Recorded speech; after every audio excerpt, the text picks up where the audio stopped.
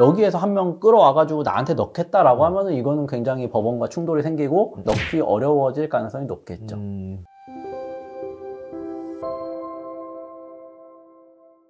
안녕하세요. 젠틀한 싸움 딱 유익상 변호사, 저는 김훈찬 변호사입니다. 오늘은 대한민국의 어머니, 아버님들을 위한 개인 회생 영상을 준비했어요. 네. 아버지시잖아요. 네. 부모님의 마음으로 성심껏 설명을 해주시고요. 알겠습니다. 예. 기본적으로 자녀가 있고, 그러니까 이제 가족이죠. 내가 개인 회생을 진행을 한다 라고 하면은 이 영상 잘 참고해 주시면 좋을 것 같고요. 일단은 첫 번째 질문이에요. 배우자가 소득이 있는 경우에 내가 개인회생을 진행을 한다. 그러니까 뭐 이런 거죠. 아빠가 개인회생 진행해야 되는데 엄마가 소득이 있는 그런 경우에요. 네. 이런 경우에는 좀 어떻게 반영이 되게 될까요? 그냥 개인회생 하는 채무자 한 명만 생계비 받는 걸로 하고 끝낼 거냐, 자녀를 부양가족으로 넣을 거냐, 추가 생계비 등을 청구할 거냐, 이거에 따라서 이제 좀 달라질 것 같아요. 그냥 채무자 혼자 1인 생계비만 빼고 나머지는 전부 변제에 투입하겠습니다 라고 하면은 배우자의 소득을 볼 이유가 없죠, 사실은. 그렇죠. 네. 채무자의 소득만 보면 되는 건데, 뭐 자녀가 한 명 있는데 그 한 명에 대해서 부양가족으로 넣고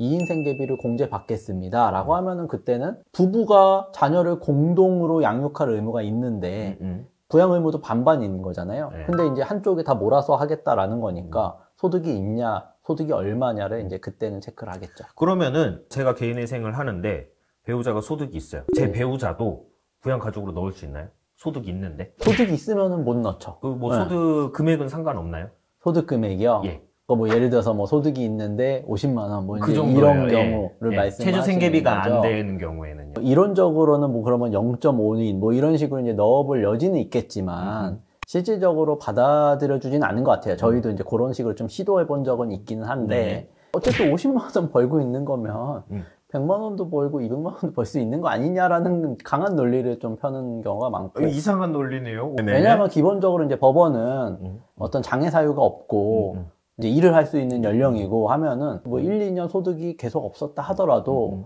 이 배우자를 부양가족으로 넣어주는 걸 굉장히 좀 인색해요. 기본적으로. 그런 측면에서 봤을 땐 현실적으로 넣는 거는 좀 쉽지 않은 것 같다. 배우자가 소득이 없는 경우에 그때는 부양가족에 넣는 거는 가능한데 네. 소득이 그냥 없다는 이유만으로 넣는 건 아니고 소득이 없는 이유 그리고 앞으로도 없을 수밖에 없는 이유 그게 합리적으로 받아들여진다면 이제 가능한 거고 소득 활동 가능성이 너무나도 충분하다라고 하면 이제 그거는 빼라. 그러면은 아이를 양육을 하기 위해서 일을 못하는 경우도 있을 수 있잖아요. 네. 실제 그런 경우는 다 인정이 되나요? 그렇게 해서 인정받은 케이스들도 뭐 꽤 있어요. 그러니까 뭐 쌍둥이 자녀가 있는데 가정보육을 해야 되는 상황이면서 친정 부모님, 뭐 시부모님 양쪽으로부터도 다 지원도 받을 수 없는 사정이고 어쨌든 객관적으로 일을 하기가 사실상 곤란하다라는 거 정도만 좀 잘 주장을 하면 뭐 그거는 이제 가능합니다.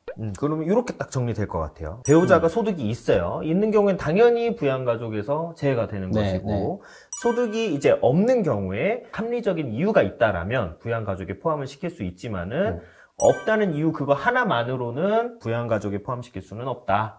좀 이렇게 정리를 하면 되겠네요. 사실 이제 개인회생에서 부양가족 수가 중요한 이유가 최저생계비 때문에 그렇잖아요. 그러면은 일단 배우자가 소득이 있다. 라고 가정을 하고 자녀는 공동 양육이잖아요.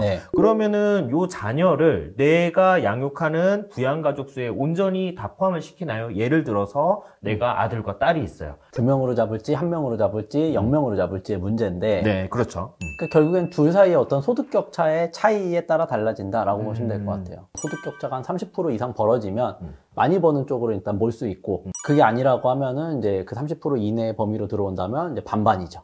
그러면 자녀 2명이어도 1명 이렇게 가는 거고. 그거는 사실은 선택의 문제인가요? 그렇죠. 선택할 수 있는 거죠, 사실은.